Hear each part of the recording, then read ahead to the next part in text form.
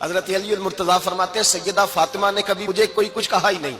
کبھی فرمائش ہی نہیں کی۔ ایک دن بیمار ہو گئی تو کہنے لگیں، میں قریب بیٹھا تو میں نے کہا فاطمہ زندگی میں تو نے کبھی کچھ نہیں مانگا، اور عزت والے باپ کی عزت والی بیٹی،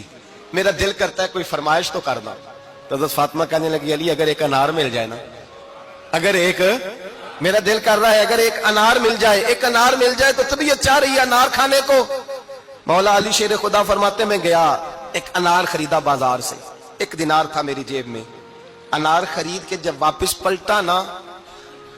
تو کہتے ایک بوڑھا شخص، ہونٹوں پہ کمزوری، آپ فرماتے ہیں میرے باپ دادا کی عمر کا،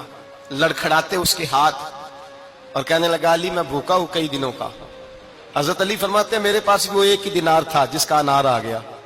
کہتے میں نے اسی وقت وہ انار نکالا، اس شخص کے ہاتھ میں رکھا، بوجھل قدموں سے جب میں اندر داخل ہوا نا تو پاک رسول کی